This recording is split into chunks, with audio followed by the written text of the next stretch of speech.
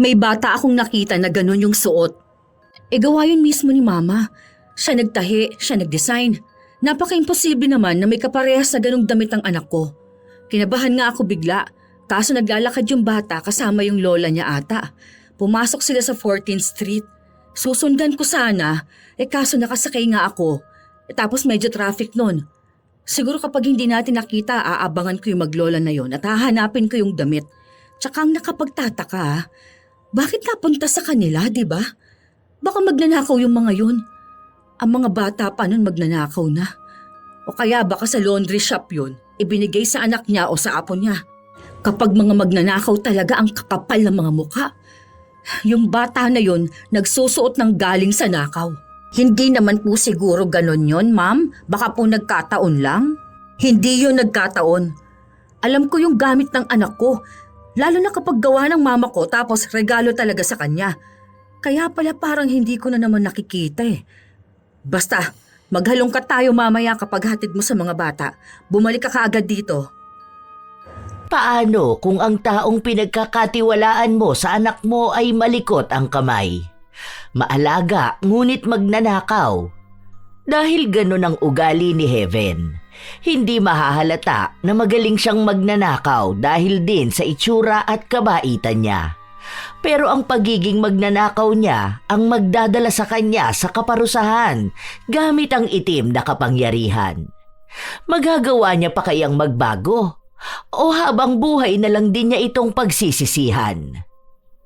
Bakit parang ang bilis namang maubos ng mga biscuits nila? Tapos yung Milo, kabibili ko lang nung nakaraan ha. Hindi po kasi tinitigilan ng dalawang bata, ma'am. Tinatago ko na nga po kaso umiiyak naman po si Lala kapag hindi niya nakikita. Huwag mo masyadong sanayin ng mga bata ha. Matatamis yun. Ang sabi ko, pakakainin mo lang sila paminsan-minsan. Hindi itong araw-araw at palagi. Matatamis yung mga yun eh. O tapos yung chocolate parito wala na rin. Ubus na oh. May isang balot pang kisses, di ba? Si Marco po kasi ang umuubos nun, ma'am. Hindi ko po alam na binabaon niya sa school.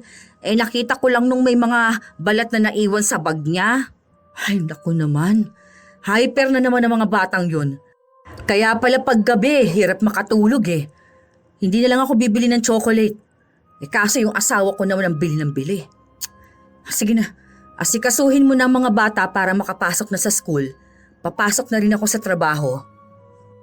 Halos mag-iisang taon pa lang si Heaven na namamasukan bilang yaya. Wala namang problema sa mga amo niya kahit na minsan ay masungit si Lavinia. Mababait naman ang mga bata. 2 ang inaalagaan niya. 1 7 taong gulang at 1 6 na taon. Parehas na nagtatrabaho ang mag-asawa kaya lagi silang abala. May CCTV naman sa bahay pero hindi lahat ng parte. Madalas lang sa kwarto, sa sala at sa tapat ng gate. Meron naman dati sa kusina pero nasira yon dahil natuluan ng tubig nung may dumaang bagyo. Hindi naman na nila pinaayos dahil ang mahalaga sa kanila yung ibang parte lang ng bahay kung saan madalas na nakikita ang mga bata. Maayos naman kung magtrabaho si Heaven. Nakikita naman na may malasakit talaga siya sa mga bata pero iisa lang talaga ang mali sa kanya. Ang pagiging magnanakaw. Madali niya lang yung nagagawa dahil kabisado na niya ang buong bahay. Nung maihatid na niya ang kanyang mga alaga sa paaralan, siya namang punta niya sa kanilang bahay kung saan naroon ang kanyang 6 na taong gulang na anak na inaalagaan ng ina. Tulog pa si Jam. Hindi ko alam na pupunta ka rito. Gigisingin ko na lang, ma. Maya-maya pa naman ang break time ng mga alaga ko. Malapit lang naman dito kaya umuwi na ako. Lagi naman ako umuuwi, ma. Tsaka may dala pala ako para kay Jam. Ano yan? Ang dami naman ng pagkain na yan ah. Saan galing yan? Bigay to ng amo ko. Grabe, may 1 balot na kisses pa ah. Ang bait naman pala ng amo mo, nagbibigay siya ng ganito. Bakit parang halos lagi-lagi na lang siyang nagbibigay? Ganun ba sila kayaman? Di ba hilig din naman siguro yan ng mga anak niya? Naku, pinapaiwas niya yung mga anak niya sa matatamis. Nagiging hyper kasi masyado. Tsaka may bagong damit pala si Jam. Maganda to, bagay sa kanya. Lahat ng sinabi ni Heaven ay kasinungalingan lang. Hindi yun ibinigay sa kanya dahil kusa niya yung kinuha at itinago. Halos araw-araw kasi siyang nag-uuwi sa kanila. Kahit na maliit o pa isa-isang piraso lang yun, marami pa rin kapag naipon na.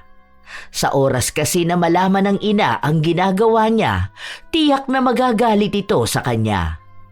Ayaw ng nanay niyang kumukuha siya ng pag-aari ng iba. Hindi naman maliit ang sahod niya, sapat lang para sa kanyang trabaho. Nasusustentuhan ang anak at pangangailangan nito sa bahay. Wala na kasi siyang asawa. Bago pa siya manganak ay iniwan na siya nito. Kaya nung nakakita siya ng trabaho, kinuha na niya habang ang ina niya ang nag-aalaga sa anak. Ilang araw pa ang lumipas, paulit-ulit lang na ginagawa ni Heaven ang pangunguha ng mga pagkain at gamit ng mga bata. Be, Heaven, nakita mo ba yung isang hikaw ni Lala? Anong klaseng ihikaw po, ma'am? Yung parang yung infinity pero maliit lang yon. Hindi ko kasi makita dito. Naku, hindi ko po napansin, ma'am. Pero alam ko po kasi na ang sabi mo, nawawala yung isa noon. Di ba po, umuwi si Lala galing school na isa na lang ang suot niyang hikaw? Sinabi ko pa nga po yun sa inyo kaso hindi ko po alam kung saan nyo inilagay yung isang pares. Hindi na po kasi namin nakita sa classroom nila. Oo, yun na nga.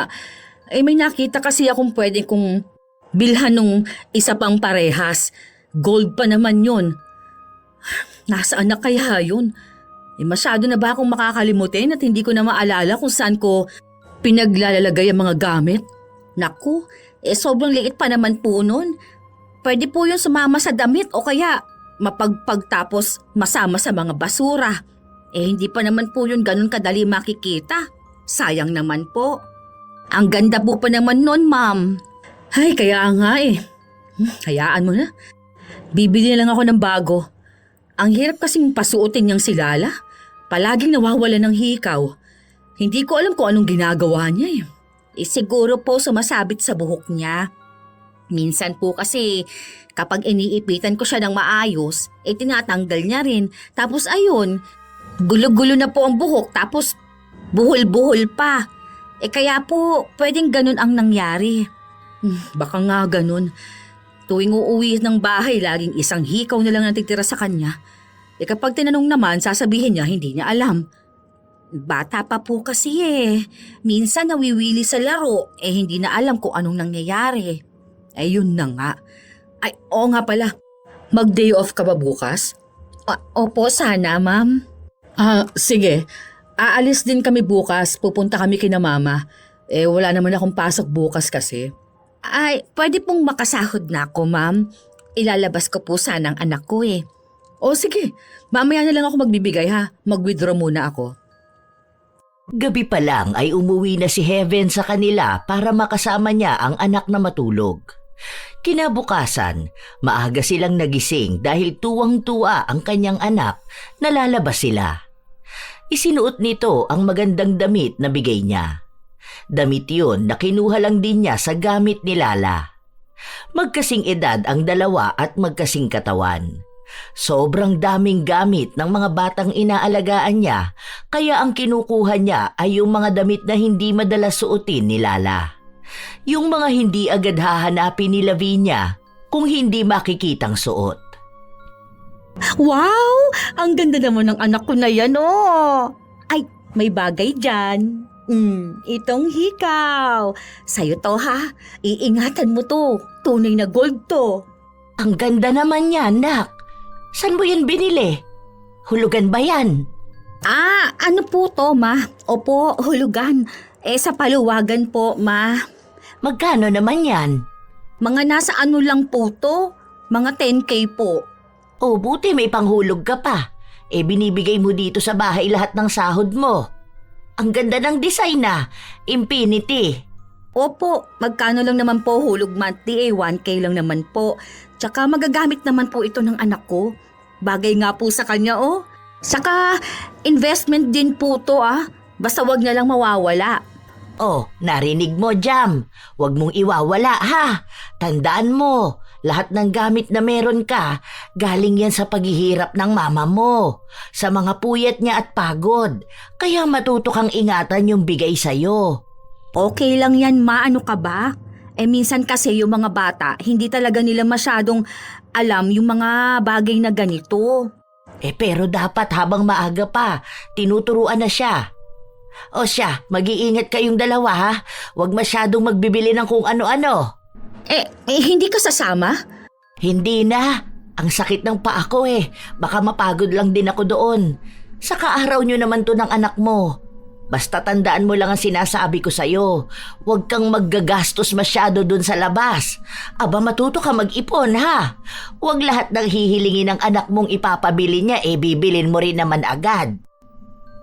Tuwang-tuwa ang anak ni Heaven dahil kasama na naman niya ang ina at gagala sila. Madaldal si Jam, kaya ang dami niyang kwento.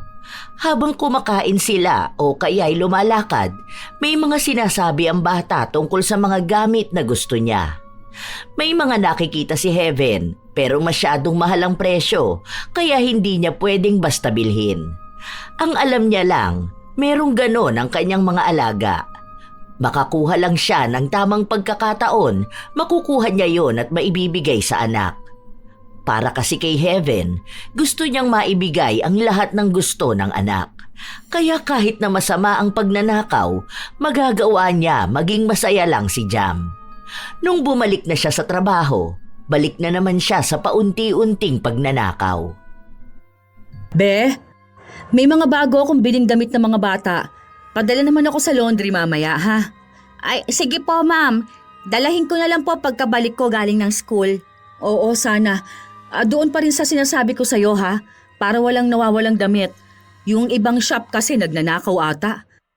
Parang feeling ko may nababawas sa damit ng mga bata Ano ba sa tingin mo?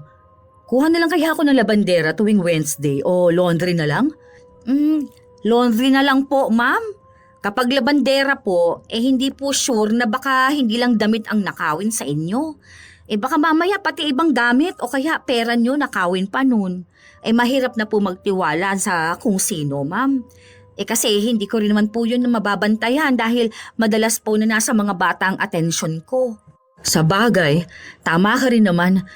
Kaso, nakita mo ba yung ibang damit ng mga bata? Lalo na kay Lala, hindi ko makita yung kulay pink niya na dress. Yung sinasabi niyang pang princess daw, kahapon ko lang hinanap. Kasi nga nakita ko yung picture niya. Ang dami naman po kasing damit ng mga bata, ma'am. Isang buong kwarto po yan na puro damit lang nila. Kaya po hindi natin agad mahahanap kung nasaan. Tapos may dagdag pa po kayo na binili. Marami po yan, oh. Oo nga, wala rin akong time Ang dami ko nang pinamigay na pinagliitan nila pero hindi pa rin talaga mabawasan. Ayoko namang hindi bumili ng bagong damit. Pero hayaan mo na, makikita rin naman siguro yon kung hindi hahanapin. Sige na, papasok na ako sa trabaho. Ikaw nang bahala sa mga damit, ha? Tumangulang si Heaven. Inihanda na muna niya ang mga damit na ipapalaba. Pakunwari na tinutupi niya ang mga ito, pero ang totoo ay pumipili na siya kung ano ang iuuwi niya sa bahay nila mamaya. Hindi niya yon ipapalaba, kaya ilalagay niya lang sa ibabaw. Para kapag nasa sasakyan na siya, mas madali lang para sa kanya na ilagay yon sa bag.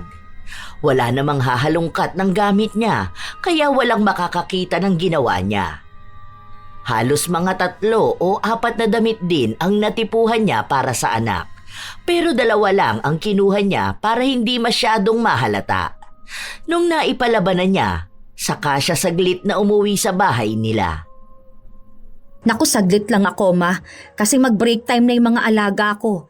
Nagdala lang talaga ako ng pasalubong sa anak ko. Pasalubong? Ano naman? Nagkita na kayo kahapon at gumala, hindi ba? Ito yung tinuturo niya sa mall na gusto niyang mga damit. Uso raw ito at ang daming ganitong mga damit na nasa high school nila. Saan mo naman to binili? Ay Diyos ko, may tag pa. Napakamahal naman ito, anak. 3,999 to Magfo 4K na.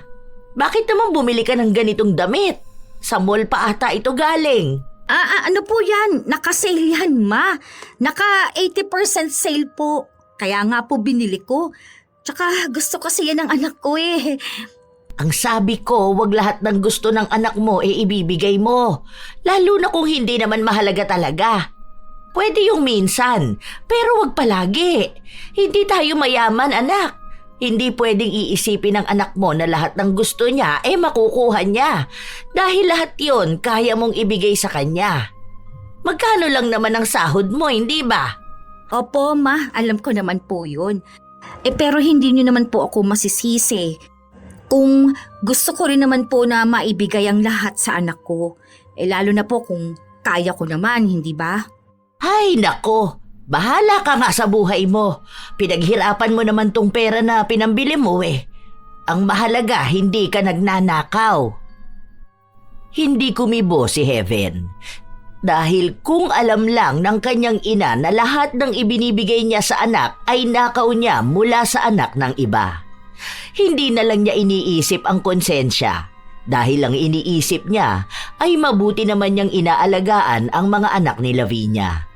At hindi naman malalaki ang ninanakaw niya. Hindi pera na kahit pakalat-kalat ay hindi nawawala. Sadyang para lang talaga sa anak niya na gamit. Isa pa, kaya naman daw bumili ni Lavinia ng bago.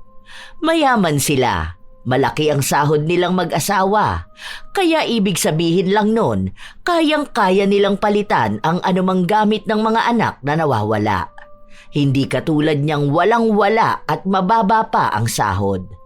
Ang gusto niya lang naman ay makita ang anak na masaya. Kaya hanggat kaya niyang ibigay ang hiling nito, talagang ibibigay niya. Ilang araw pa ang lumipas, may hinahanap na naman sa kanya ang amo. Tulungan mo nga ako maghalongkat ng mga gamit. Mamaya ha, pagkatapos kumain ng mga bata. Hindi ako papasok ngayon. Ano po bang hinahanap ninyo, ma'am? Yung regalo ni Mama kay Lala. Yung bulaklaki na damit. Marami pong bulaklaki na damit si Lala. Ano pong klase? Yung suot niya nung birthday niya. Okay po. Baka andyan lang po sa natabunan. O kaya po nakasiksik kung saan. Bakit po? Ano po bang gagawin ninyo? Gagamitin po ba ni Lala? Parang may bata akong nakita na ganun yung suot. Gawa yun mismo ni Mama. Siya nagtahi, siya nagdesign. Napaka-imposible naman na may kaparehas na ganung damit ang anak ko. Kinabahan nga ako bigla kaso naglalakad yung bata kasama yung lola niya ata. Pumasok sila sa 14th Street. Susundan ko sana kaso nakasakay nga ako tapos medyo traffic pa nun. Siguro kapag hindi natin nakita, aabangan ko yung maglola na yun at hahanapin ko yung damit. Tsaka ang nakapagtataka, bakit napunta sa kanila, di ba? Baka magnanakaw yung mga yun. Ang bata pa nun magnanakaw na. O kaya baka sa laundry shop yun. Ibinigay sa anak niya o sa apo niya. Kapag mga magnanakaw talagang kakapal ang mga muka. Yung bata na yun, nagsusuot ng galing sa nakaw.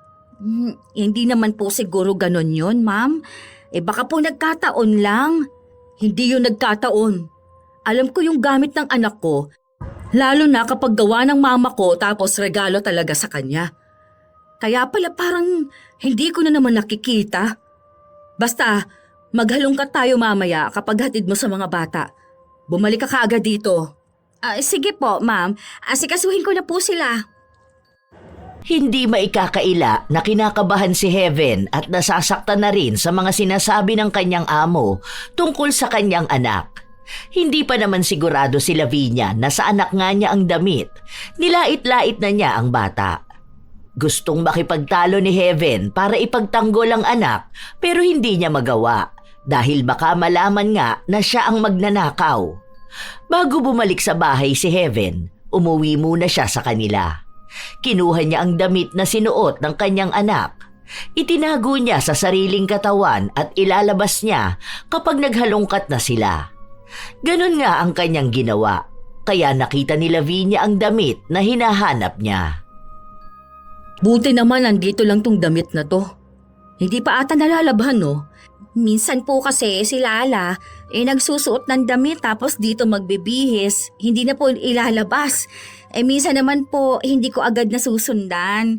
Kaya hindi ko alam kung nasaan yung malinis at marumi. Buti na lang po naghalongkat din tayo, ano po. Akala ko kasi nanakaw na to. Susugurin ko talaga yung bahay ng mga magnanakaw na yon. Baka po kasi namalikmata lang kayo, ma'am. Kasi baka bulaklakin din po. Sinabi mo pa. Nag-overthink kasi ako bigla. Yung tagalinis ng bahay nung katrabaho ko kasi magnanakaw. Ma'am, hindi naman po ako magnanakaw, no? Kahit po andyan lang yung pera ninyo, hindi naman po nawawala. Kahit magkano po, wala akong kinupit sa inyo. Mas gusto ko pa pong umutang kaysa sa magnakaw po. Kailangan ko po ng trabaho Tsaka mahirap lang po ako. Pero hindi naman po ibig sabihin nun, nakukuha ako ng hindi po sa akin. Hindi po ako ganun pinalaki ng nanay ko. Hindi ko naman sinabi na ikaw. Kasi ang iniisip ko ganito, yung tao sa laundry shop, baka may mga magnanakaw doon. Tapos kapag natipuhan ng tagalinis yung damit, ayun, kukunin niya at ipasusuot niya sa anak niya. Ay, grabe no? Hindi man lang ba nahihiya yung mga ganong klaseng magnanakaw? Ay, pumapayag silang kainin o gamitin ng mga anak nila yung galing sa nakaw? Sa totoo lang, wala silang pagkakaiba sa mga korap na politiko.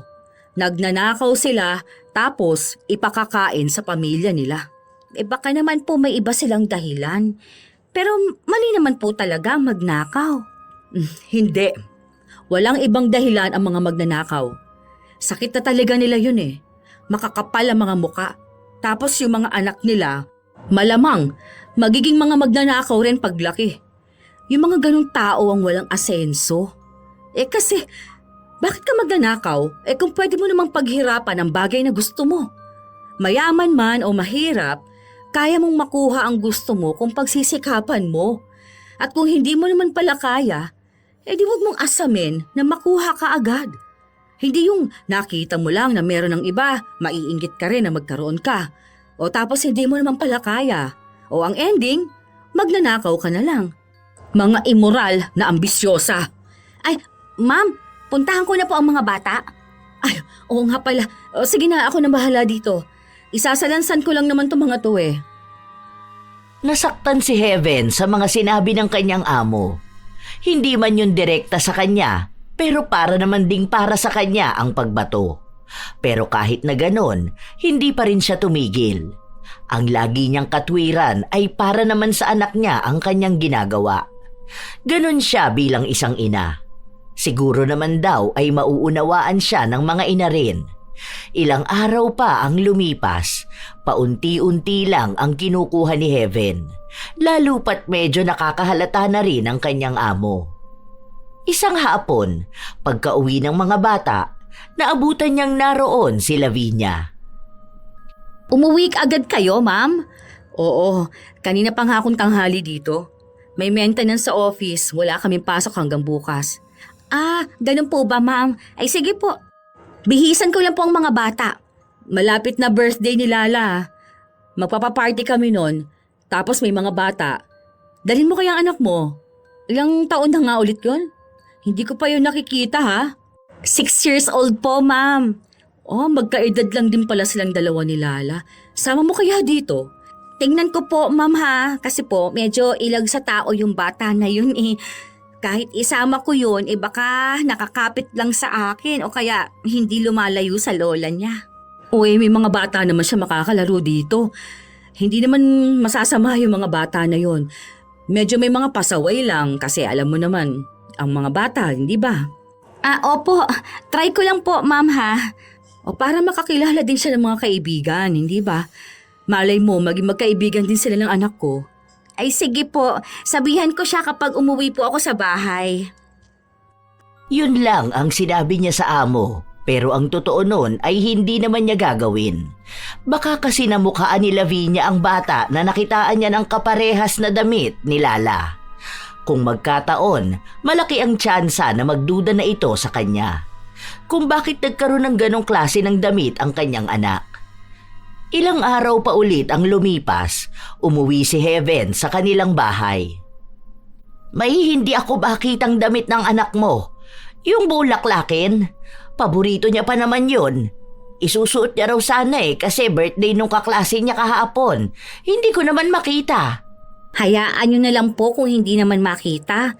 Marami naman siyang magagandang damit, di ba? Oo nga, pero kasi hindi naman pwede na hahayaan lang yung gamit niya na mawala. Kailangan niya rin yun, no? Saka binili mo yun para sa kanya. May kamahalan yun. Sa susunod na day off ko po, hindi ako makakauwi. Pinapatulong po kasi ako ng amo ko para sa birthday ng anak niya. Puro nga po pambata. Mag-7 na kasi yun Meron silang parang party, ganun. Kapag mayayaman talaga, meron silang party kapag 7 years old na ang anak nilang babae, ano? Parang nagdebo. Ganun nga po. O sige, okay lang naman siguro yun. Sabihan mo na lang ang anak mo para hindi ka na rin hihintayin. Hindi siya pwedeng isama sa ganun. Hindi na ma, wag na po. Mahiyain naman yan Baka sa akin lang din yan magsusunod. May ibang bata po akong binabantayan. Ano ba yung dala mo? Kanina mo pa yan kinakapa dyan sa bag mo May ibibigay po kasi akong singsing kay Jam. Kaso hindi ko naman makapa dito.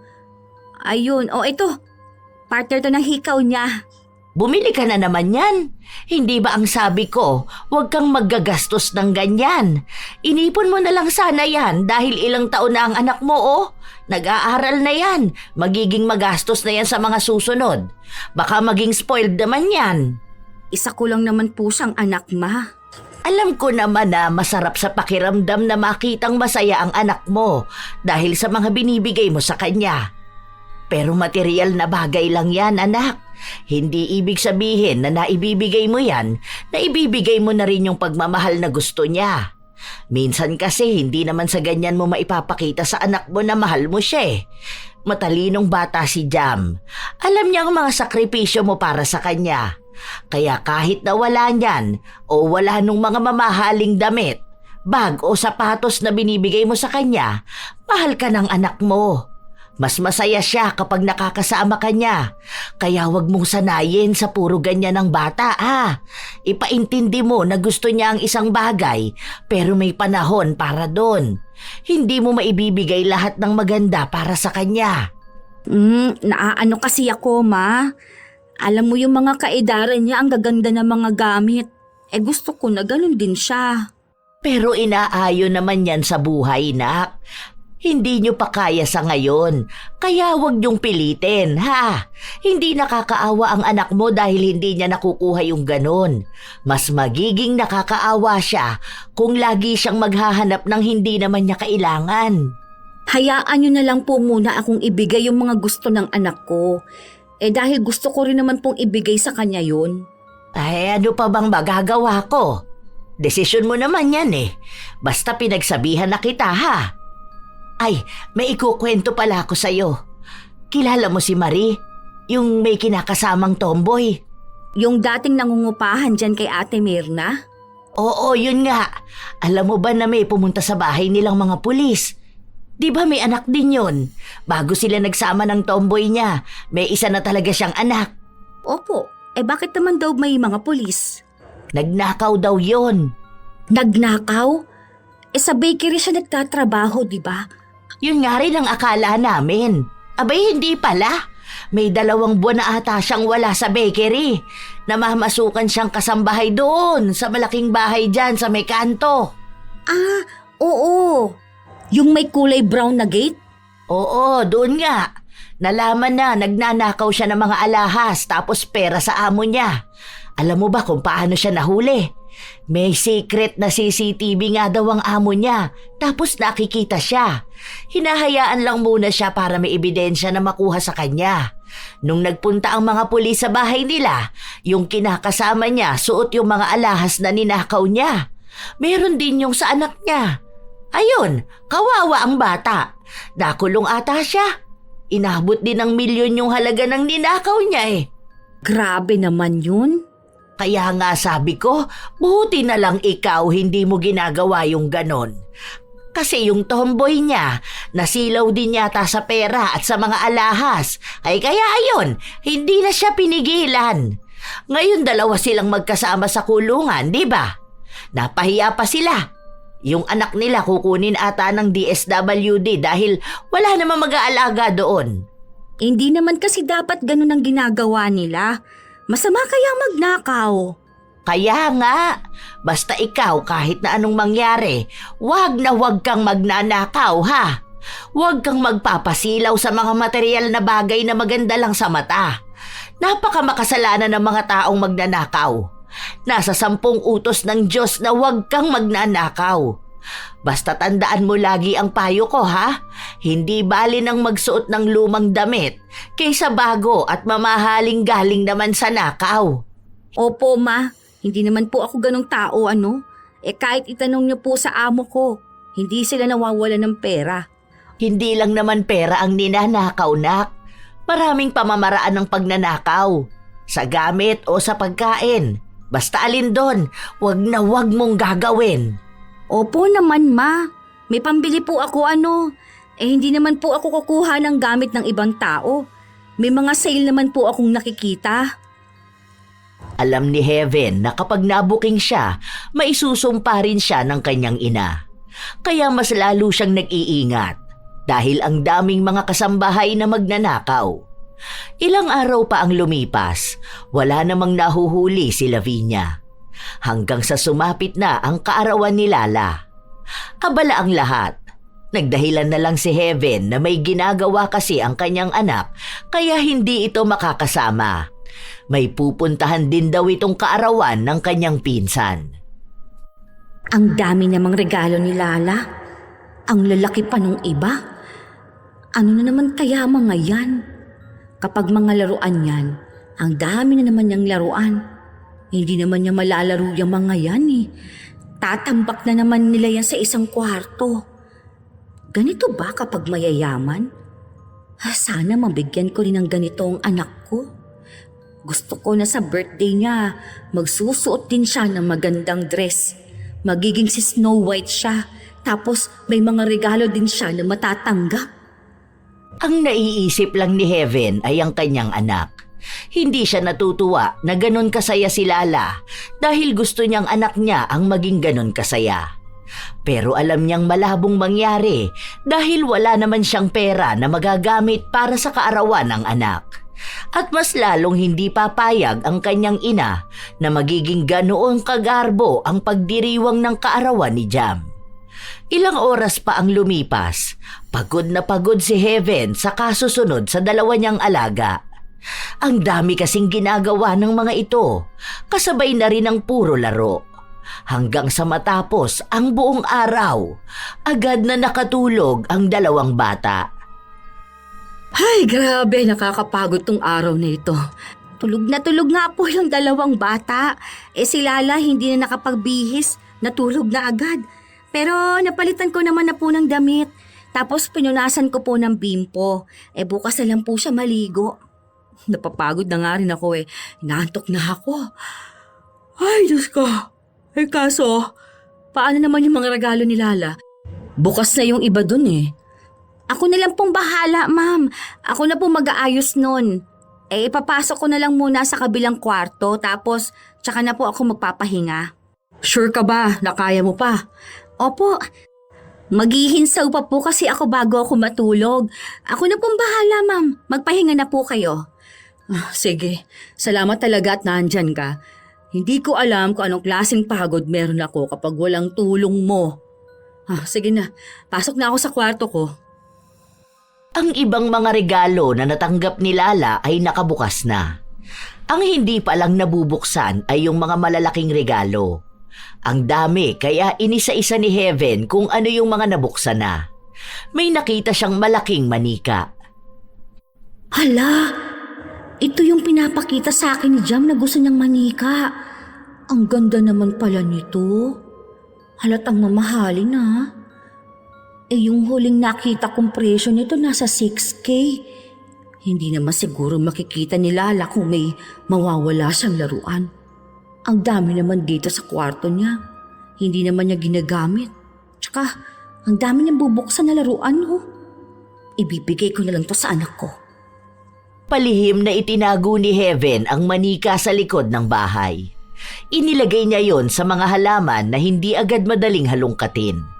Hindi naman kasi nagpupunta doon ang mga amo niya, kaya hindi nila makikita na may nakatago roon. Kinabukasan, maagang nagising ang mga bata. Ang diretsyo nila ay sa mga regalo.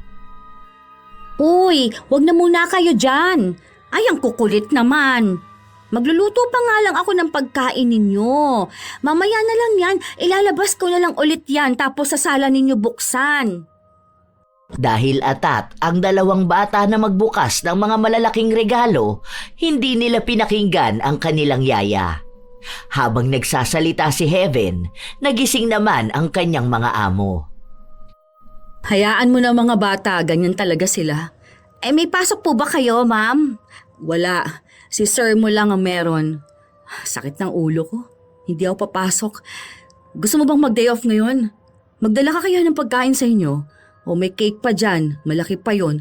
Hindi naman yun kakainin ng mga bata eh. Alam ko may lechon pa rin dyan eh, tapos yung spag. May lumpia pala oh, kaso hindi pa luto. Iuwi mo na yung mga yon. Ay, sige po, ma'am. Mag-aasikaso lang po ako ng pagkain ng mga bata. Mag-iinit lang po ako ng pagkain. Tuwang-tuwa si Heaven dahil makakauwi siya. Kailangan na lang muna niyang gawa ng paraan ang pag-uwi ng manika na itinago niya. Dahil abala nga ang mga bata at ang amo, na itago niya sa bag na dala ang manika. Inilalim niya yon at tinakpan ng mga pagkain. Hindi naman siya nahalata dahil wala namang pakialam ang amo sa bitbit niya. Ganon nakatiwala si Lavinia. Pagka-uwi ng bahay ni Heaven, tulog pa ang anak. Akala ko ba'y sa susunod na araw pa ang day off mo? Pinag-day off po ako ng amo ko, ma. Eh, hindi naman daw po siya papasok sa trabaho niya eh. Pinauwi niya na rin sa akin yung ibang handa. Eh, wala naman daw pong kakain dun. Ang bait talaga ng amo mo, ano? Ano bang itsura nun? Sana naman makilala ko rin siya. Ang dami kong ipagpapasalamat sa kanya. Naku, eh medyo masungit yun sa hindi niya kilala. Hayaan niyo na po siya. Eh ako na po ang gigising kay Jam ha. Oh, ano naman itong manika na ito? Natapunan na yata ng sarsa yung box. Regalo ko po yan kay Jam. O saan mo naman ito nabili? Regalo mo? Katatapos lang ng birthday niya na. Next year pa siya magse-7. Eh bakit po kapag may birthday lang po ba dapat magre-regalo? Eh hindi naman. Pero kasi kapag ganitong mahal to, di ba? Saan ka ba talaga kumukuha ng pera? Huwag mo sabihin na nagnanakaw ka rin. Ma, may trabaho ako.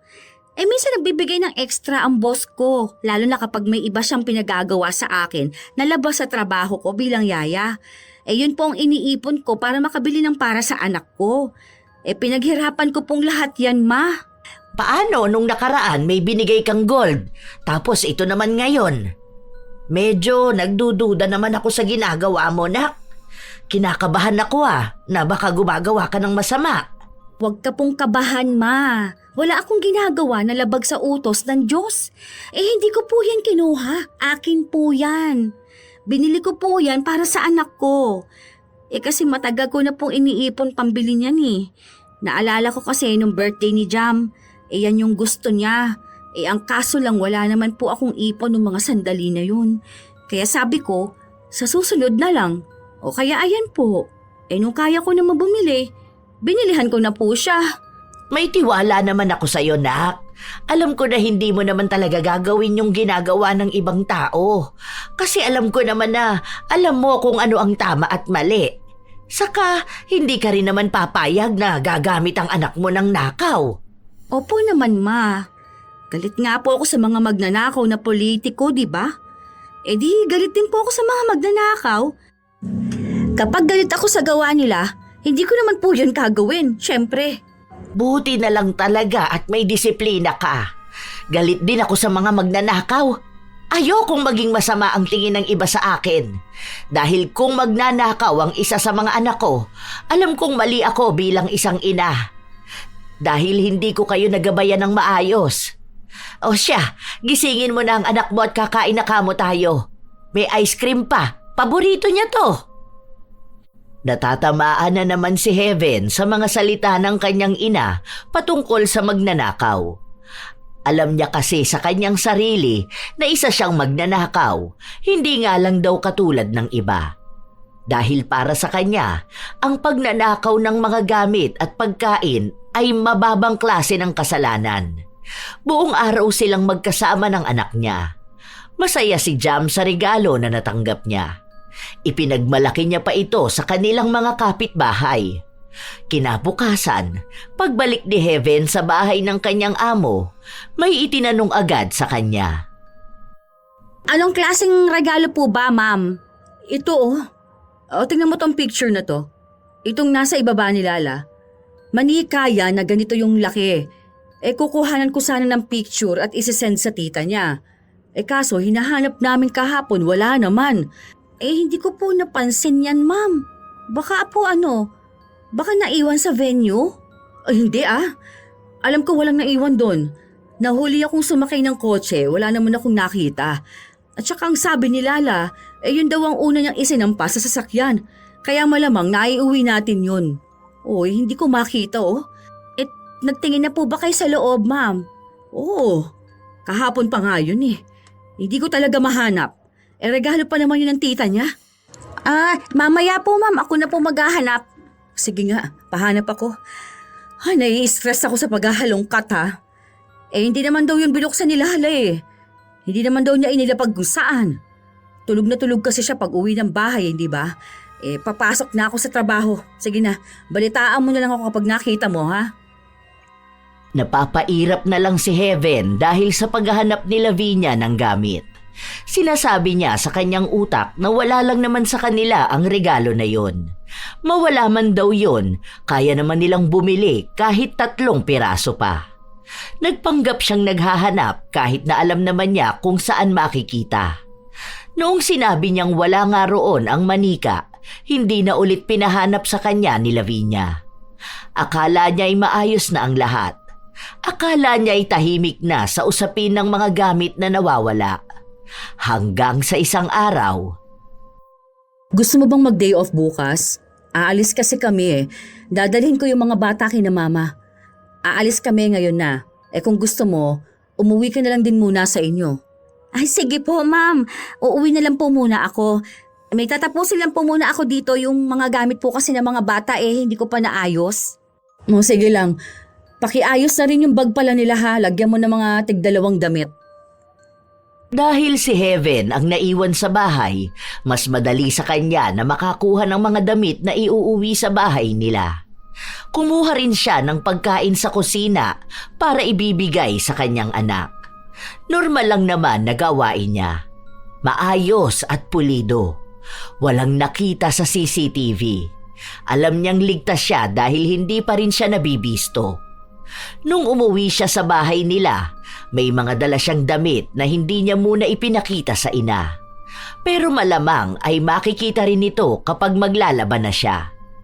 Isang umaga, nagising si Heaven matapos na marinig ang pag-uusap sa sala. May bisita ba si mama? May nasaan na si Jam? Ang aga naman magsigising ng mga yun. Ay teka nga, makalabas lang muna. Hindi inaasahan ni Heaven ang nakita niya nung mga sandali na yon. Nakita niya mismo ang kanyang amo na nasa bahay nila. Bumilis ang tibok ng kanyang puso, lalo na't naroon din si Jam, suot ang damit ni Lala at bit-bit ang manika. Ano pong ginagawa niyo rito, ma'am? Paano niyo po nalaman ang bahay ko? Bale, dinala ko na pala ang lahat ng gamit mo. Tapos, ibinigay ko na kay mama mo yung last na sahod mo. Po? Bakit naman po? Hindi mo na dapat tinatanong sa akin kung bakit. Dapat alam mo na kung ano ang ginawa mo. Hindi na ako makikipag-usap ng matagal sa'yo. Napanood na ng mama mo kung ano ang ginawa mo. Hindi ako namamahiya ng tao. Galit ako, oo. Pero kaya kong kontrole ng sarili ko. Hindi na kita mapagkakatiwalaan. Ayoko sa lahat ang magnanakaw. Sige na, aalis na ako. Hindi na nakaapila pa si Heaven dahil alam niyang kahit na anong paliwanag ang gawin niya, hindi na siya pakikinggan. Mabilis ang mga pangyayari. Kagigising niya lang kaya hindi pa gaanong pumapasok sa kanyang utak ang lahat. Hanggang sa isang malakas na sampal ang inabot niya mula sa kanyang ina. Walang iya ka? Magnanakaw ka pala? Hindi ko naman yun ginawa, Ma. Anong hindi? Kitang-kita ko lahat ng ginawa mo. Hindi mo alam na naglagay ng CCTV ang boss mo? Kitang-kita pa kung paano mo kinuha yung pagkain sa kusina. Yung mga gamit ng anak niya. Tapos yung sapatos pa. Nakakahiya ka. Alam mo yon? Yung anak mo, suot at gamit, lahat ng ninakaw mo. Napaka-makasalanang tao mo! Kasalanan ko ba na gusto kong bigyan ng magandang buhay ang anak ko? Kasalanan ng pagiging magnanakaw. Anong ipinaglalaban mo? Yung gusto mong danasin ng anak mo ang magandang buhay? Sa paanong pamamaraan ha? Sa pagnanakaw ng pag-aari ng iba? Nakakahiya ka! Wala akong anak na magnanakaw. Itatapon ko lahat ng gamit na ninakaw mo. Hindi naman na yan babawiin ng may-ari. Ayaw na niya. At mas lalong ayokong gumamit ang apo ko ng gamit na ninakaw ng nanay niyang walang hiya. Sadyang galit na galit si Greta sa ginawa ni Heaven. Kahit na anong iyak ni Jam, sinunog ng kanyang lola ang mga gamit niya. Kasama na rin ang mamahaling manika. Pinadama ni Greta na walang kwenta ang mga gamit na nanakaw ni Heaven. Dahil madaling masira ang gamit, pero ang dignidad, dapat iyon ang iniingatan. Pero wala na rin nun si Heaven. Mabuti na lang daw at mabait ang dati niyang amo. Hindi katulad ng ibang amo na kinasuhan ang magnanakaw nilang tauhan at ipinahiya pa. Mabuti na lang daw ay kinausap lang si Greta. Ma, sorry na po. Hindi na ako madadaan ng sorry mo na yan. Nakakahiya ka. May bago po akong papasukan na trabaho, Ma. Pangako, hindi na ako magnanakaw. Hindi mo na dapat pinapangako sa akin yan. Dapat ginagawa mo yan. Matanda ka na. Hindi ka bata na kailangan pang ituro kung ano ang tama at mali. Kung paano naging kasalanan ng pagiging magnanakaw. Hindi ako magtataka na isang araw mapapahiya at mapaparusahan ka dahil sa ginawa mong pagiging magnanakaw. Hindi na po talaga ako magnanakaw, Ma.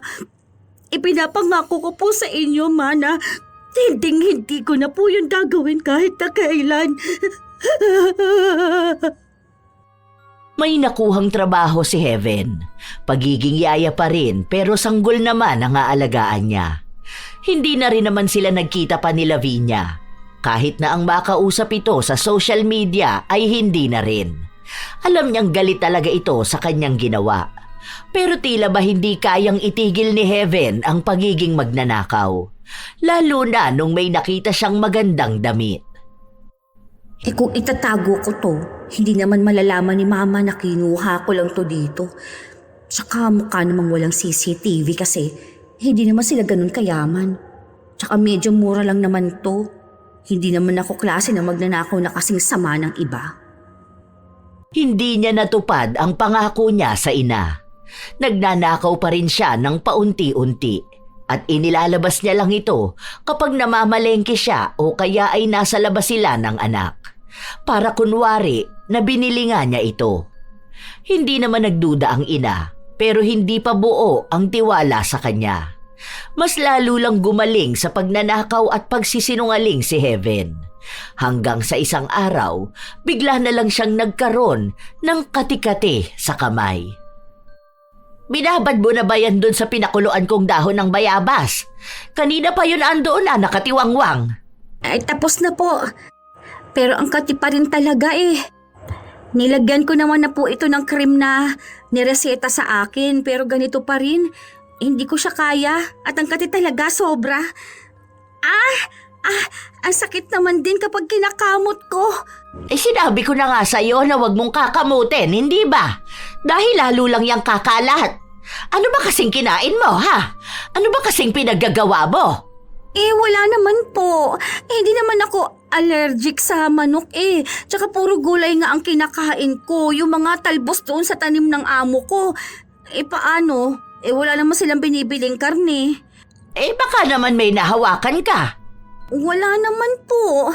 Baka naman nagnanakaw ka kasi. Hindi na po. Aray. Sakit Bigla ba naman parang pumuputok yung mga butlig-butlig?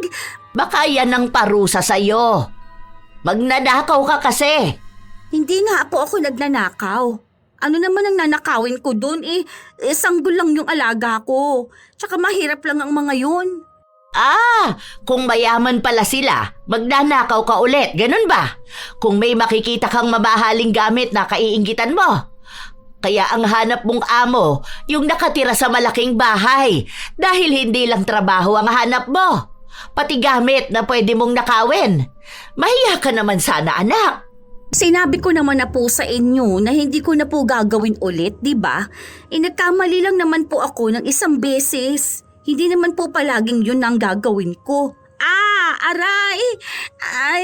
Ang kate-kate naman nito. Ay, nakakainis. Hindi ko mapigilan. Aray! Ang sakit! Dahil sa sakit ni Heaven, nawalan siya ng trabaho.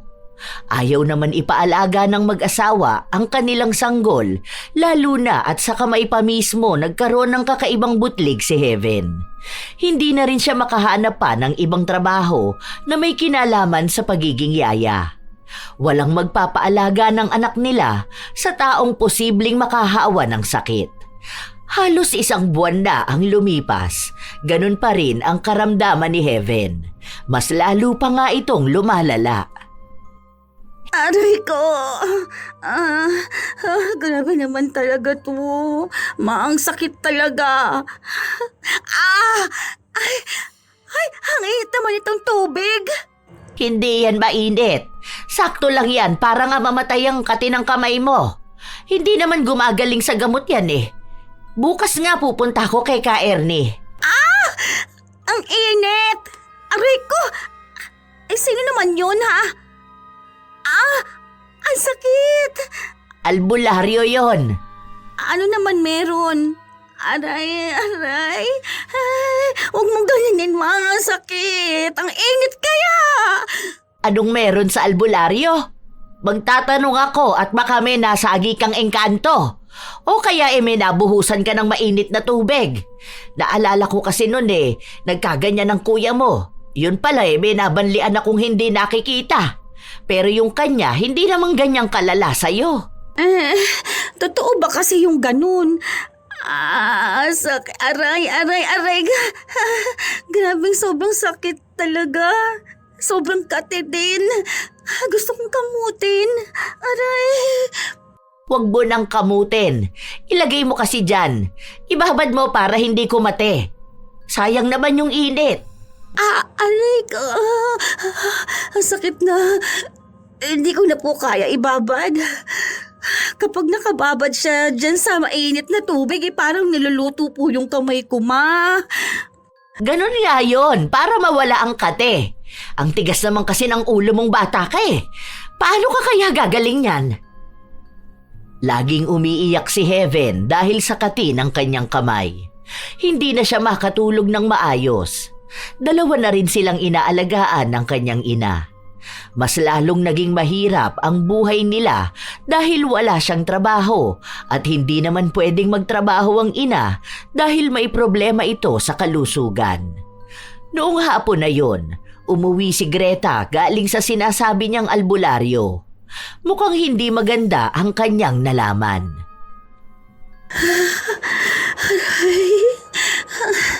Anong sabi sa'yo, ma?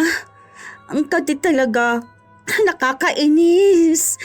Kasalanan mo pala, bakit ka nagkakaganyan Ako? Bakit? Ano pong ginawa ko, ha? Hindi mo alam kung anong ginawa mo? Nakakasama ka ng loob sa totoo lang, anak. Ano bang pagkukulang ko para maging magnanakaw ka? Hindi ka ba nasisiyahan sa mga kaya mong bilhin?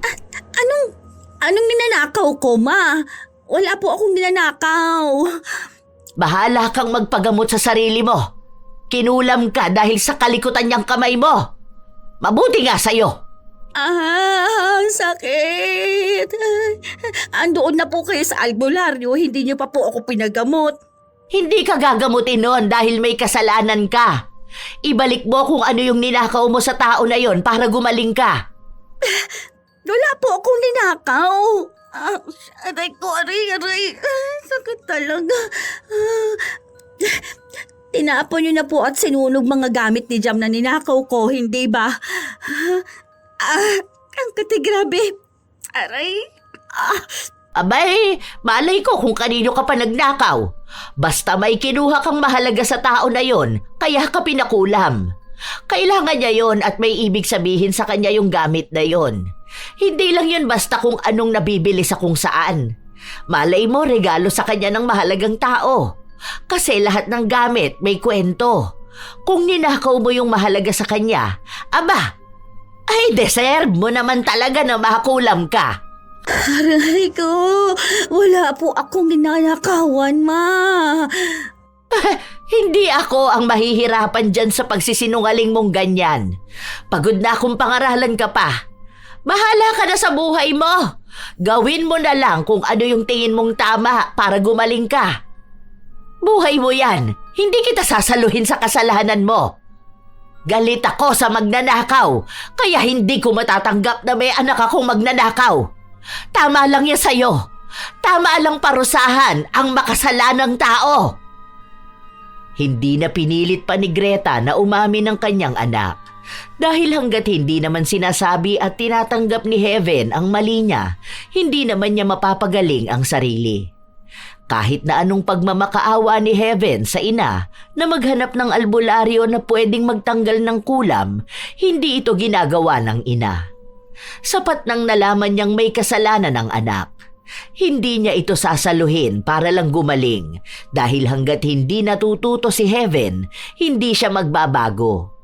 Kung gagaling siya, maaaring bumalik pa rin siya sa pagiging magnanakaw. Baka umabot pa sa punto na makukulong na ito o kaya ay mas lalo silang mapapahiya. Ama, grabe ang sakit na niya. Sobra. Parang inuukit yung balat ko. Parang kinakalkal sa kati. Tapos kapag kinamot ko po, sobrang sakit. Aray ko. Ma, maawa ka naman sa akin, no? Tulungan mo naman ako. Tinutulungan naman kita, hindi ba? Sinasabi ko sa iyo kung ano ang kailangan mong gawin. Hindi lang basta sakit yan. May kasalanan ka. Ano bang gagawin kapag may kasalanan ka? Umamin ka at humingi ka ng tawad sa taong nagawan mo ng kasalanan. Hindi ba? Wala naman po talaga akong kasalanan, ma. Hindi po ako nagnakaw ng kahit na ano. Kahit na sabihin mo yan, alam mo sa sarili mo kung anong ginawa mo. Kung ako sa'yo, ibalik mo yon. Humingi ka ng tawad tapos magbago ka. O kung hindi mo kayang gawin, bahala ka na lang na maging habang buhay ang sakit na yan. Pagdusahan mo yan. Bahala ka dyan. Baka kung kailan huli na ang lahat, doon ka pa magsisi. Nagsisi naman na po ako sa ginawa ko kay Ma'am Lavinia. Hindi nga sa kanya, di ba? Malamang sa ibang tao. Ang mahalagang gamit na nawala sa kanila ay hindi lang basta mamahalin.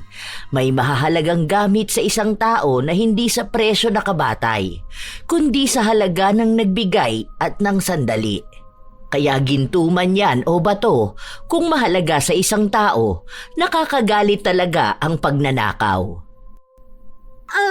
Sakit talaga, ma. Tulungan mo na lang po ako. Pangako talaga, hindi ko na gagawin magnakaw ng gamit ng iba. Hindi ko na po uulitin. Ow! Bakit sa akin ka lang humihingi ng tawad? Hindi ka lang sa akin may kasalanan. Saka hindi na dadaan sa puro salita lang ang pagbabago. Hindi yan yung sasabihin mo ngayon tapos lihim mo palang ginagawa. Nagtiwala pa naman ako sa iyo na nagbago ka na nga. Pero wala Ganun pa rin pala talaga. Magnanakaw ka pa rin. Ma! Yung mga kamay ko. Nasusunog, ma. Ang init naman na niya ngayon. Masusunog talaga yung kamay mo na yan. Gamitin mo ba naman yan sa masama eh? Galit ang Diyos sa mga magnanakaw, kaya may kaparusahan ka talaga. Baka sinusunog na sa impyerno yung mga kamay mo. Hindi ka pa rin ba naman umaamin sa mali mo? Hindi mo pa rin alam paano mo itatama. Hindi ako ang gagamot sa'yo. Hindi sa akin manggagaling ang paggaling mo, kundi sa sarili mo mismo. Kung hindi mo alam kung paano itatama ang pagkakamali mo, malamang hindi mo rin alam paano ka gagaling. Hinayaan lamang ni Greta ang anak na maghihiyaw sa sakit. Sinasabi niya palagi na parang isinalang sa apoy ang kanyang mga kamay dahil sa init. Sabayan pa nga na nangangati at sumasakit ito. Pero kahit na ganon ang nararamdaman ni Heaven, hindi niya pa rin inaamin ang mali niyang nagawa. Pinagpipilitan niyang siya ang tama. Kaya nung isang gabi, sinubukan niyang magpaawa sa ina. Dahil nagbabaka sakali siya, nahahanapan siya ng albularyo na gagamot at magtatanggal ng kulam sa kanya. Alam mo, ma, ang hirap po talaga nitong pinagdaraanan ko. Kasalanan mo naman yan. Alam ko naman po. Pero ginagawa ko naman po yun para sa anak ko, di ba? Mali po ba ako na ganun yung gusto kong buhay na maranasan ng anak ko? Ang alin? Ang pagiging magnanakaw din gaya mo? Hindi po, ma. Yung marangya po. Kasi ako po mismo, hindi ko yun naibigay sa sarili ko eh. Kaya baka pwede ko po yung maibigay sa anak ko. Pero hindi ko po kaya eh. Iisa lang ang naisip kong paraan. Yung pagkuha ng mga gamit ng ibang tao. Mayayaman naman po sila, di ba? Hindi naman po nila kailangan ng mga gamit na yun eh. Alam ko yung ginagawa mo. Nagpapaawa ka sa akin para intindihin kita. Para kampihan kita at para sabihin ko sa'yo na tama lang yung ginawa mo kasi para sa anak mo yon. At bilang isang ina, maiintindihan kita na gusto mo lang maranasan at maibigay sa anak mo ang buhay na gusto mo. Pero mali ka. Hindi kita kakampihan kahit na anong gawin mo. Anak mo ko, ma. Sana naman po maintindihan mo ko. Anak kita. Kaya mas lalong hindi ko maintindihan kung kailan nagsimulang maging magnanakaw ka. Kasi ina ako, alam ko kung ano ang kailangan at gusto ng anak ko. Nagpakahirap ako sa inyo ng mga kapatid mo para lang mabigyan kayo ng maayos na buhay. Hindi man maganda katulad sa hangad nyo. Pero tinulungan ko kayong maabot yon. Kaso, ikaw yung unang gumawa ng mali sa sarili mo, hindi ba? Nagpabuntis ka habang nag-aaral ka pa. Tumigil ka tapos naging yaya ka. Nung naging yaya ka, naging magnanakaw ka naman. Alam mo, mas masakit ito para sa akin. Kasi anak kita eh. Pero hindi ko matanggap na magnanakaw ka. Ginawa mo yung kasalanan na pinakakinagagalitan ko sa lahat. Alam mo, kaunti na lang ang ilalagi ko sa mundo. Hindi ko kayang iwan ang apo ko sa ina na gaya mo. Huwag mo akong dramahan dyan sa sakit mo. Dahil una sa lahat, ginusto mo yan. Ginawa mo yan. Kasi kung patuloy kang magnanakaw, magiging masaya ka lang pansamantala. Pero yung magiging parusa mo sa kabilang buhay, wala yung katapusan. Mali siguro na ako ang naging ina mo. Pero sana, hindi yun ang maramdaman ng anak mo. Na mali siya na ikaw ang naging ina niya. Wala nang mas masakit pa dito, anak. Pero gusto ko lang naman talaga na maging masaya ang anak ko. Hindi yan ang magpapasaya sa anak mo. Ilusyon mo yan ng saya. Kasi ikaw yung kailangan ng anak mo eh. Ina na gagabay sa kanya sa tama. Hindi ina na gumagawa ng masama. Kasi hindi siya yung may kailangan ng mga gamit na yon. Ikaw lang ang may kailangan nun. Dahil inggitera ka. Nagnanasa ka sa pag-aari ng iba, kaya ninanakaw mo. Hindi mo kasi kinikilala ang Diyos, kaya ganyan ka gumawa ng kasalanan. Hindi ako ang magpapabago sa'yo dahil ikaw mismo ang magpapabago sa sarili mo. Kung gusto mong itago sa ngalan ng anak mo ang kasalanan mo, sa huli, ikaw pa rin ang sisingilin yan. Kung gusto mong idamay ang anak mo, hindi ko na hawak yon. Desisyon mo na yon bilang ina. Desisyon mo na yon bilang tao. Sinadya talaga ni Greta na sabihin ng mga salitang yon para naman magising ang kanyang anak. Na hindi lahat ng bagay pwede niyang daanin sa pagdadrama at pagsasabi ng mga bagay na magpapawala ng kasalanan niya. Ginawa niya yon.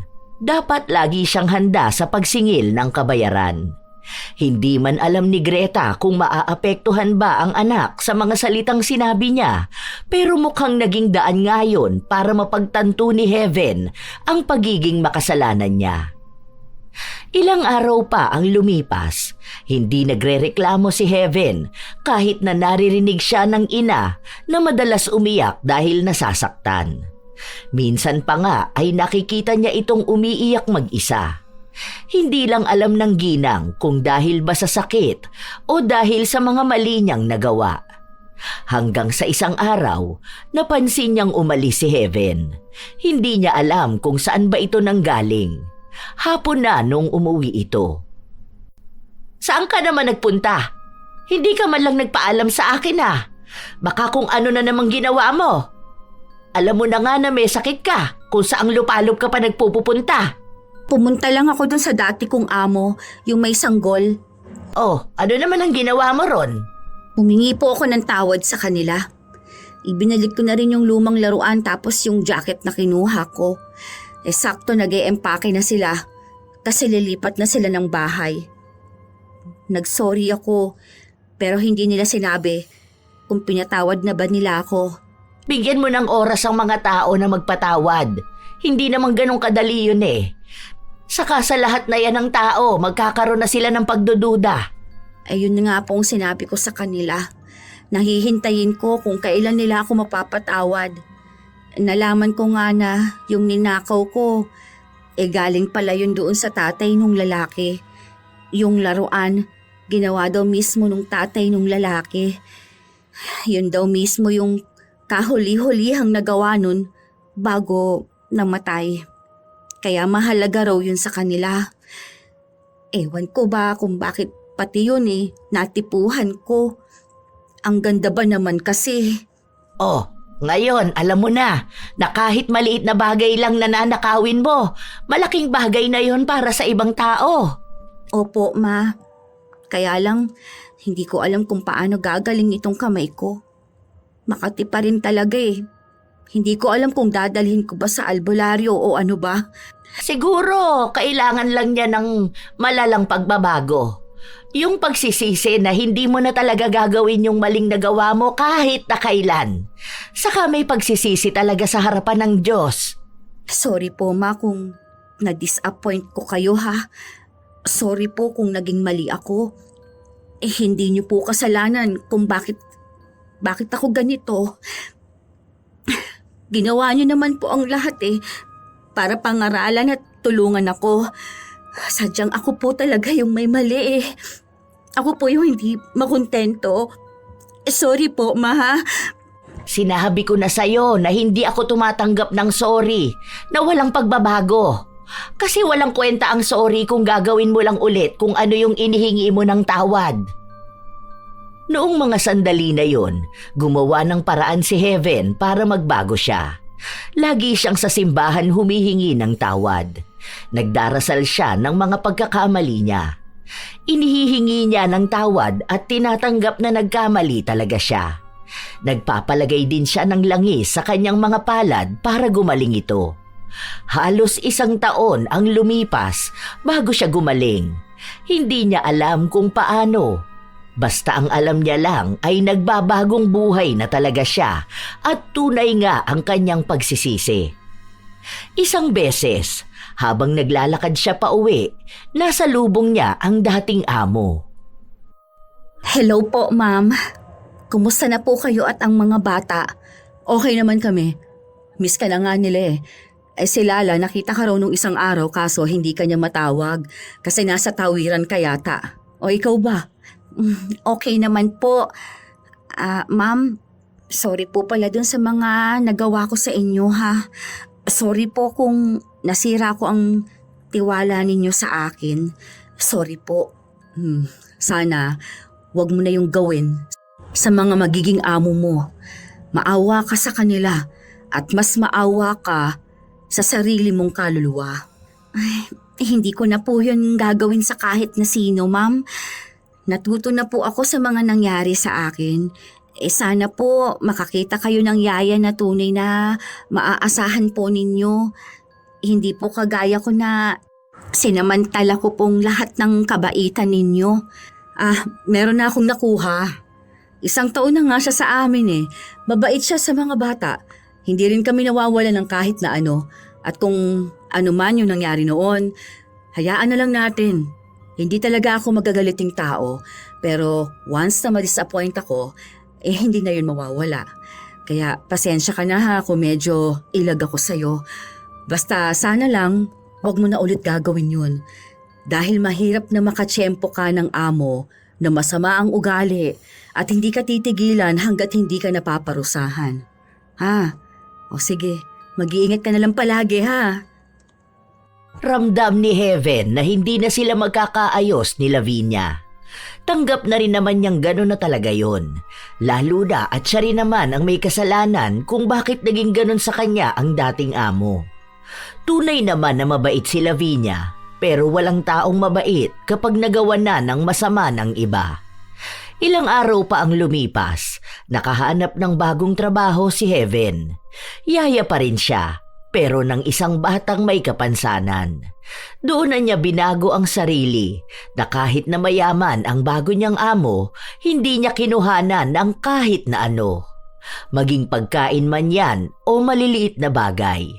Kusa rin siyang binibigyan ng mga ito, lalo na ang mga pinaglumaan nilang damit. Minsan pa ngang umuwi si Heaven na may mga dalang damit. Ano na naman yan? Huwag mo sabihin sa akin na kinuha mo yan doon sa bago mong amo. Hindi pa pinag-usapan na natin ito. Nangako ka pa na hindi mo nagagawin yan, di ba? Ay naku naman, ano ba talagang problema mo anak? Hindi mo ba magagawa ng paraan para makaipon ka tapos saka ka bumili? Si mama naman tamang hinala agad eh. Ayan yung chat sa akin ni Madam O. Kunin ko raw yung isang bag na nasa gilid ng higaan ng alaga ko. Kasi yun daw yung mga gamit na hindi na nila kailangan. Kung gusto ko raw na iuwi ko. O ayan basahin mo. Teka nga, wala akong salamin. Sandali. Saan ko ba yun inilapag? Baka mamaya gumagawa ka na naman ng dahilan mo para lang hindi kita mahuli. Wala nga akong ninakaw na kahit ano doon. Bigay nila sa akin yan. Kita mo na. Ayan na talaga ang convo namin. Basahin mo lahat ha. Tsaka kahit puntahan mo pa siya dun sa bahay niya, sasabihin niyang bigay niya sa akin to. Buti naman. Ang akala ko kasi kung saan mo na naman nakuha yung mga gamit mo na yan. Baka nagnanakaw ka na naman. Alam mo naman na ayaw kung gano'n ang ginagawa mo. Aba, baka talagang makulong ka na niyan. Kapag nakulong ka, hindi ka namin dadalawin ng anak mo. Iuuwi ko yan sa probinsya tapos hindi na kayo magkikita ulit. Baka maapektuhan pa siya sa mga ginawa mo. Sinabi ko na nga na magbabago na ako, di ba? Kailangan ko ng trabaho, ma. Tsaka kailangan ko na rin maging malinis. Nagawa ko yun ng minsan, pero ipinangako ko rin sa Diyos na hindi na ako uulit na maging magnanakaw po. Kaya huwag kayong mag-alala, ma ha. Hindi po ito nakaw. Nabasa mo naman na bigay sa akin. Medyo nagduda kasi ako na may dala ka eh. Nadala na ako dun sa nangyari noon. Naakala ko binili mo o binigay ng amo mo yung inuwi mo. Yun pala ninakaw mo lang. Ang dami mong pagsisinungaling sa akin noon. Opo. Alam ko naman talagang mali ko yon, ma. Kaya nga po hindi ko na ginagawa, hindi ba? Kita niyo po ba itong mga nasa kamay ko? Ito po mga marka ng kamot at mga pinagdaanan ng butlig. Oo, dahil yan yung mga marka ng parusa sa'yo. Buti nga gumaling pa yan eh. Akala ko nga hindi na yan mawawala sa kamay mo. Opo, lagi ko itong nakikita. Ibig sabihin lang po, laging pinapaalala sa akin kung ano po yung naging kaparusahan ko nung mga panahong magnanakaw pa ako. Kaya itong mga marka sa kamay ko, ang nagpapaalala sa akin na huwag ko nang gagawin yung mga nagawa ko noon. Kaya maniwala po kayo sa akin, Ma. Nagbago na po ako. O siya, andun ang anak mo, puntahan mo na lang. Ewan ko kung anong laman niyang mga dala mo. Pumasok ka na at magsasarado ako ng pinto. Ang daming lamok! Pinanindigan talaga ni Heaven ang kanyang pagbabago. Hanggang ngayon ay yun pa rin ang kanyang amo. Nakatulong ang kanyang sahod para sustentuhan ng ina at anak. Minsan, ang amo niya ang nagbibigay ng pang-ulam nila. Ang mga lumang gamit nila ay pinapauwi na niya kay Heaven. Malaking tulong na rin yon sa kanila. Pero mas naging malaking tulong sa kanya ang pagbabago niya. Wala na sa kanya ang takot na baka isang araw bigla na lang siyang mapahiya o kaya ang kanyang anak at pamilya. Na baka bigla rin siyang makulong. Naging maayos din sila ng kanyang ina na lagi siyang pinaaalalahanan sa buhay. Hindi lang sa pagkakaroon ng kasalanan sa pagiging magnanakaw, kundi maging sa ibang bagay na rin. Sadyang may mga taong nauuwi sa pagnanakaw ang inggit. Nagsisimula ito sa simpleng paghanga hanggang sa maging paghahangad at sa bandang huli, pag-aangkin ng mga bagay na hindi naman talaga sa kanila. Hindi agad ito masama sa paningin ng gumagawa dahil binabalutan ng dahilan ang kasalanan. Para sa pamilya, para sa anak, para lang minsan. Ngunit ang pagnanakaw, gaano man kaliit ay nananatiling pagnanakaw at may kaakibat itong kapalit. Kahit pa sabihing simpleng pagkain lang, paisa-isa lang hanggang sa may mga gamit na di agad napapansin. Ngunit kapag nasanay na ang kamay sa pagkuha, nasasanay din ang isip sa pagsisinungaling. Pero ang ganitong gawain, hindi lang naman gamit ang nawawala, kundi respeto at tiwala. Tandaan na ang pagnanakaw ay hindi solusyon sa kahirapan at ang inggit ay hindi dahilan para mawala ng prinsipyo. Hindi naman kasalanan ang mangarap para sa anak, pero kasalanan nito kapag ang pamamaraan ay nagsimula sa kasalanan. Dahil wala nang mas nakakahiya pa sa taong magnanakaw. Kayo ba mga apo, nakakilala na ba kayo ng taong magnanakaw? At ano rin ang inyong opinyon tungkol sa ginawa ni Heaven? Ibahagi nyo na yan kasama ang inyong sariling karanasan sa mga taong magnanakaw. Naway nakapaghatid ito ng magandang aral. Shout out sa ilan sa mga masusugid na tagapakinig ng mga istorya ni Lola Telang.